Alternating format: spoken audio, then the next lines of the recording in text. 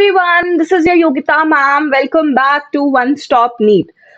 क्या आप नीट 2023 के लिए प्रिपेयर कर रहे हो और क्या आप टारगेट कर रहे हो 160 प्लस मार्क्स? तो आपको ये तो पता होगा कि नीट फिजिक्स में सबसे इंपॉर्टेंट यूनिट होता है मैकेनिक्स वाला। मैकेनिक्स में 40% कवरेज रहता है ओवरऑल नीट फिजिक्स का। मैकेनिक्स के अंदर 7 चैप्टर है, तो आप ये जरूर जानना चाहोगे कि मोस्ट स्कोरिंग टॉपिक्स कौन से हैं नीट फिजिक्स के यूनिट 1 मैकेनिक्स वाले चैप्टर में। तो मेरे साथ वीडियो एंड तक जरूर देखना ताकि ये वाली चीज आप बिल्कुल भी मिस मत कर पाओ। और अगर कोई टॉपिक छूट रहा है या जिस टॉपिक को आपने थोड़ा सा इग्नोर कर दिया है, क्या पता वो आज लिस्ट में हो और आपको उसको दोबारा पढ़ना पड़े। तो चलिए शुरू करते हैं टॉपिक नंबर यानी चैप्टर नंबर 1 के साथ, which is units and measurement. अब यूनिट्स एंड मेजरमेंट में वैसे तो आपको सब कुछ पढ़ना होगा, बट लास्ट 10 ईयर के एनालिसिस के हिसाब से सबसे ज्यादा क्वेश्चन पूछे गए हैं डायमेंशनल फॉर्मूले and application of dimension analysis से। डायमेंशनल फॉर्मूले आपको सारे फिजिकल क्वांटिटीज के पढ़ने होंगे जो क्लास 11th और 12th की टेक्स्ट बुक में लिस्टेड है। और error analysis is the second topic. Error analysis में आपको सब कुछ पढ़ना पड़ेगा। टाइप्स ऑफ एरर्स क्या होते हैं, एरर को मेजर करने की क्या क्या टर्म्स होती है, एंड एरर्स को अगर फिजिकल क्वांटिटीज को मेजर फिजिकल क्वांटिटीज को ऐड सब्ट्रैक्ट मल्टीप्लाई या डिवाइड किए तो उनके एरर के साथ क्या होता है, वो वाले क्वेश्चंस आपको जरूर से जरूर सॉल्व करने पड़ेंगे। लास्ट 3 ईयर्स से ट्रेंड निकल के आ रहा है questions from the laboratory portion which is screw gauge and vernier callipers. तो जल्दी से स्क्रू गेज वर्नियर कैलिपर्स के सारे पीवाईक्यू सॉल्व कर लेना और इनकी थियोरी जरूर जरूर से पढ़ लेना। स्क्रू गेज में आपको इसका पिच के बारे में, लीस्ट काउंट के बारे में, थियोरी के बारे में, ये काम कैसे करता है, इससे टोटल रीडिंग कैसे निकाली जाती है, ये किस लिए यूज होता है, ये सब पढ़ना पड़ेगा और पीवाईक्यूज और रिलेटेड क्वेश्चंस भी सॉल्व करने पड़ेंगे। अभी तक from last 10 years units and measurement से अकेले 21 क्वेश्चंस आ चुके हैं, which means on an average 2 question हर साल यहां से आते हैं। चलिए दूसरे चैप्टर पे चलते हैं, which is motion in a straight line. अब motion in a straight line वैसे तो बहुत इजी टॉपिक है, बट क्या आप जानते हैं यहां से 14 क्वेश्चंस आ चुके हैं लास्ट 10 years में। सबसे ज्यादा इंपॉर्टेंट चीज जो आपको इस चैप्टर के अंदर कवर करनी होगी वो है ग्राफ्स। ग्राफ्स में आपको position versus time that is x versus T graph पढ़ने होंगे, वेलोसिटी वर्सेस टाइम ग्राफ पढ़ने होंगे, एंड हो सके तो एक्सेलरेशन वर्सेस टाइम ग्राफ भी पढ़ लेना। अब ग्राफ का को आपको नेचर समझना पड़ेगा कि हर ग्राफ का क्या नेचर होता है, वो क्या बताना चाहता है, और slope of graph, area under the graph, ये सब क्या फिजिकल क्वांटिटीज देते हैं, इनके क्वेश्चन जरूर सॉल्व कर लेना याद से। अब ग्राफ्स पढ़ने से पहले मेक श्योर कि तुम्हें डिफरेंशिएशन इंटीग्रेशन जरूर आती है, जिससे सब लोग डरते हैं। बाकी second topic, the most important topic in motion in a straight line is equations of motion. अब कहने के लिए तो 3 इक्वेशन ऑफ मोशन तुमने पढ़ी होगी, बट जो चौथी इक्वेशन ऑफ मोशन है that is S N, the distance cover in nth second के भी आज 2-3 साल से ज्यादा नंबर ऑफ क्वेश्चंस देखे गए हैं। तो 4 इक्वेशंस ऑफ मोशन जरूर से तुम्हें पढ़नी पड़ेंगी, उनके बहुत सारे क्वेश्चन सॉल्व करने पड़ेंगे, यहां से क्वेश्चन जरूर आते हैं। Next important topic from units from the chapter motion in a straight line is relative velocity. अब वैसे तो रिलेटिव वेलोसिटी के क्वेश्चन ज्यादा स्विमर वाले या फिर बोट वाले आते हैं जो मोशन इन अ प्लेन के अंदर है, बट रिलेटिव वेलोसिटी का कॉन्सेप्ट आपको motion in a straight line में ही पढ़ना होगा। सो मेक श्योर कि आप रिलेटिव वेलोसिटी भी यहाँ पे जरूर और यहाँ के क्वेश्चन जरूर कवर कर लो। चलो अब चलते हैं chapter number 3 which is motion in a plane पे। So overall motion in a plane में अभी तक 17 क्वेश्चंस पूछे गए हैं इन लास्ट 10 years। सबसे ज्यादा इंपॉर्टेंट टॉपिक जो आप मोशन इन अ प्लेन में पढ़ोगे वो है प्रोजेक्टाइल मोशन। प्रोजेक्टाइल मोशन, अब प्रोजेक्टाइल मोशन में आपको हॉरिजॉन्टल मोशन और वर्टिकल मोशन दोनों कवर करने हैं। इसका हर एक पॉइंट आपको पता होना चाहिए कि एनर्जी कंजर्व रहती है, हाईएस्ट पॉइंट पे velocity of the vertical component 0 हो जाती है, सब पता होना चाहिए। सारे शॉर्टकट्स भी आपको पता होने चाहिए क्योंकि यहां से जरूर क्वेश्चन आता है मोशन इन प्लेन में। अब इसके अलावा आपको 2D मोशन में पढ़ना, 2D मोशन भी पढ़ना होगा, जहां पे आपको वेलोसिटी अगर 2 डायमेंशंस में दी हुई है तो उसको कैसे कैलकुलेट करना होगा, एवरेज वेलोसिटी इसको कैसे कैलकुलेट करना होगा, you should know all of these. But क्या आपको पता है 2D मोशन पढ़ने से पहले आपको वेक्टर एनालिसिस आना चाहिए, तो make sure motion in a plane chapter पढ़ने से पहले आप वेक्टर एनालिसिस को कवर कर लो। इसके अलावा बोट और रिवर वाले प्रॉब्लम्स, जो रिवर रिलेटिव वेलोसिटी से रिलेटेड है, वो वाले सारे प्रॉब्लम्स आपको कवर करने होंगे, राइट। सो जब चलते हैं चैप्टर नंबर 4 की तरफ, which is Newton's laws of motion. अब भैया न्यूटन्स लॉज ऑफ मोशन तो एक ऐसा चैप्टर है जिसमें खुद के क्वेश्चंस आए ना आए, बट यहां से रिलेट करके दूसरे चैप्टर से जरूर क्वेश्चंस पूछे जाते हैं। अब न्यूटन्स लॉज ऑफ मोशन में सबसे मोस्ट इंपॉर्टेंट टॉपिक है applications of second law of motion, जहां पे आप मोशन पढ़ते हो कनेक्टेड बॉडीज का, या तो आ ही गया होगा ऐसे बॉडीज कनेक्टेड है, एक्सटर्नल फोर्स लग रहा है ऐसे, या फिर पुलिस वाले जो प्रॉब्लम्स होते हैं, टेंशन कहाँ लगती है, कैसे लगाई जाती है, ये सारी चीजें आपको सॉल्व करनी पड़ेंगी। इसके अलावा आपको इंक्लाइंड प्लेन के मोशन को भी पढ़ना पड़ेगा, सारे क्वेश्चंस भी सॉल्व करने पड़ेंगे। सो मेक श्योर कि आप application of Newton second law of motion के सारे प्रॉब्लम सॉल्व कर लो। इन सबके शॉर्टकट्स भी होते हैं और वो भी अच्छे से पहचान लो और समझ लो। इसके अलावा द सेकंड टॉपिक जो न्यूटन लॉज ऑफ मोशन में इंपॉर्टेंट है, विच इज फ्रिक्शनल फोर्स। अब फ्रिक्शनल फोर्स को अगर मैं सेकंड लॉ ऑफ मोशन से जोड़ दूं तो फ्रिक्शनल फोर्स भी एक फोर्स बन जाएगा which is opposite to the motion of the body, तो वो फोर्स भी इन मोशंस के अंदर इंक्लूड किया जाएगा और वो वाले प्रॉब्लम्स भी आपको सॉल्व करने होंगे। एंड फ्रिक्शनल फोर्स के टाइप्स आपको पढ़ने पड़ेंगे, टाइप्स ऑफ फ्रिक्शनल फोर्स आपको पढ़ना पड़ेगा, एंगल ऑफ रिपोज के क्वेश्चंस आपको सॉल्व करने पड़ेंगे। तो मेक श्योर ये वाले न्यूमेरिकल्स तुम बिल्कुल से छोड़ो ना। Next, the third important topic from this particular chapter is law of conservation of momentum. Recently law of conservation of momentum से क्वेश्चंस फिर से आने लग गए हैं, जिसमें आपको इंपल्स से रिलेटेड सवाल भी जरूर मिल जाएंगे। एंड तो मेक श्योर कि आप यहाँ के PYQs, law of conservation of momentum के पीवाईक्यूज भी सॉल्व कर लो और इससे रिलेटेड थियरी और क्वेश्चंस को दोबारा पढ़ लो और दोबारा रिवाइज कर लो। Overall Newton's laws of motion में अब तक 26 क्वेश्चंस पूछे गए हैं from the last 10 years, which is a good number.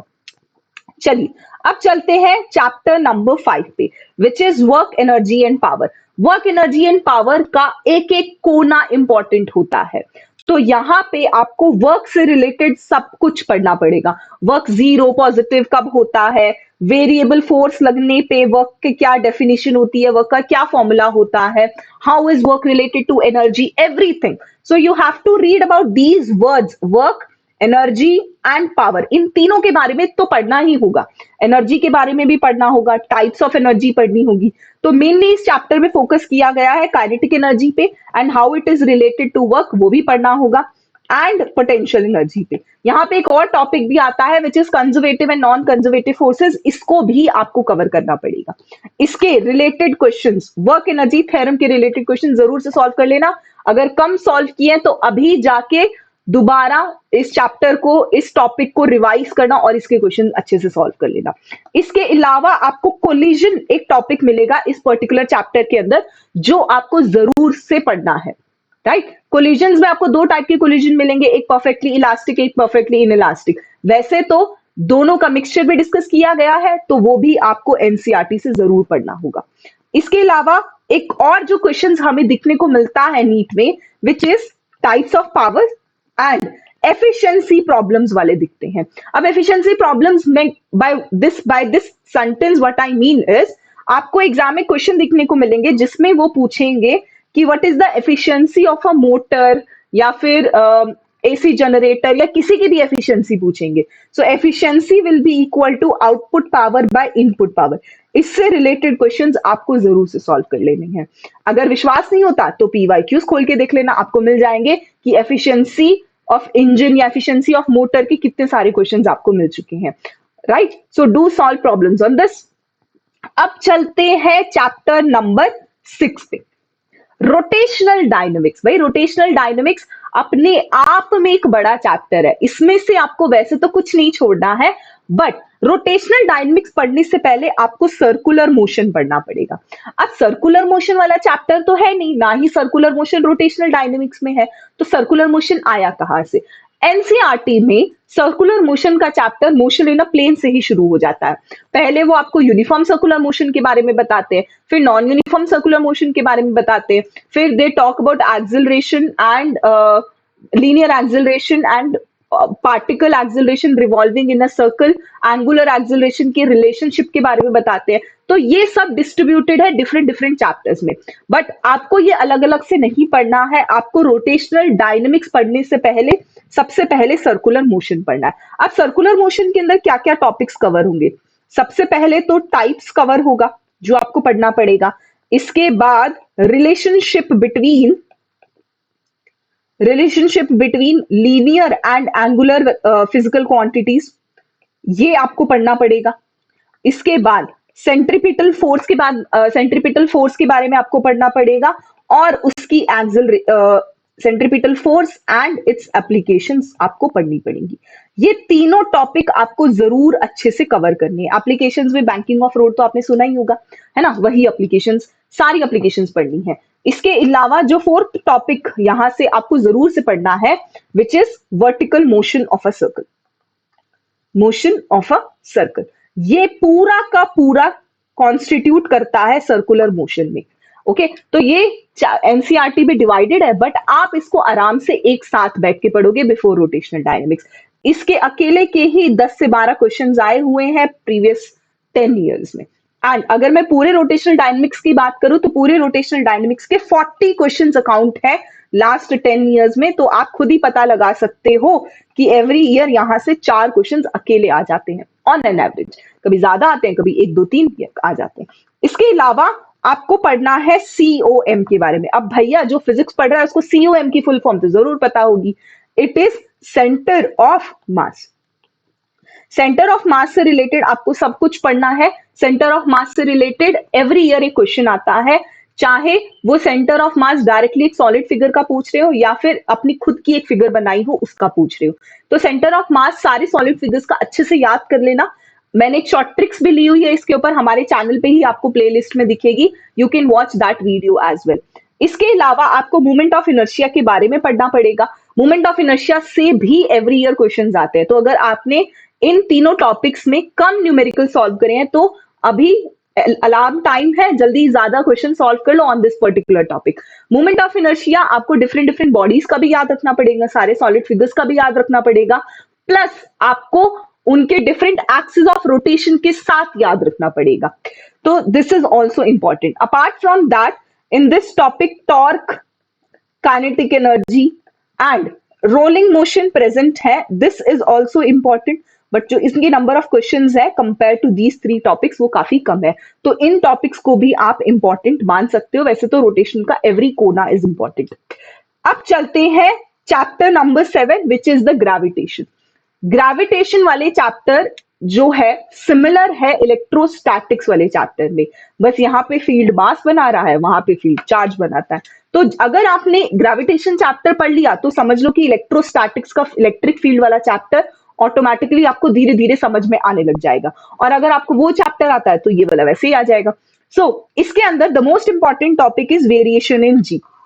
अब जी क्या होता है? Acceleration due to gravity. तो acceleration due to gravity above, below the earth surface कैसे वेरी होती है, ये सारी आपको पढ़नी पड़ेंगी और उससे रिलेटेड न्यूमेरिकल्स भी सॉल्व करने पड़ेंगे। इसके अलावा you should also know shape of the earth की वजह से वेरिएशन इन जी कितना होता है और रोटेशन ऑफ द अर्थ की वजह से वेरिएशन ऑफ जी कितना होता है। अगर आपने ये दोनों नहीं पढ़े हैं तो they are also important, do solve them. इसके अलावा आपको ग्रेविटेशनल फील्ड वाले क्वेश्चंस भी काफी मिल जाएंगे। ग्रेविटेशनल फील्ड में आपको पॉइंट मास की ग्रेविटेशनल फील्ड पता करनी होगी कि gravitational field due two point mass कितनी होती है। आपको हॉलो स्फीयर, सॉलिड स्फीयर दोनों की वजह से ग्रेविटेशनल फील्ड कितनी होती है पता होनी चाहिए। इसके अलावा एनसीईआरटी में जो क्वेश्चंस दिखे हैं और नीट में भी जो क्वेश्चंस दिखे हैं, they are circular ring. So circular ring axis पे कितनी ग्रेविटेशनल फील्ड होती है ये भी आपको पता होनी चाहिए। इसके अलावा जो थर्ड टॉपिक इंपॉर्टेंट है इस पर्टिकुलर चैप्टर में इज ग्रेविटेशनल पोटेंशियल। अब ग्रेविटेशनल पोटेंशियल भी आपको पॉइंट मास की वजह से पता होनी चाहिए, आपको हॉलो और सॉलिड स्फीयर की वजह से पता होनी चाहिए, एंड ऑब्वियसली आपको रिंग की वजह से पता होनी चाहिए। तीनों का ग्रेविटेशनल पोटेंशियल आपको पता होनी चाहिए, और gravitational potential superposition principle follow करती है, ये तो वैसे ही सबको पता होता है। अब the fourth important topic in this particular chapter is motion in of satellite. Motion of satellite में बेसिकली आपको एस्केप वेलोसिटी और ऑर्बिटल वेलोसिटी से रिलेटेड क्वेश्चन सॉल्व करने पड़ेंगे, और total energy of a satellite क्या होती है वो जरूर से पढ़नी होगी। So that's it from my side everybody. I hope आपको ये वीडियो जरूर पसंद आई होगी और आपके लिए हेल्पफुल होगी। तो जल्दी से वीडियो को लाइक कर दो, कमेंट कर दो, और मुझे कमेंट करके बताओ कि नेक्स्ट वीडियो आपको किस यूनिट पे चाहिए। Thank you so much.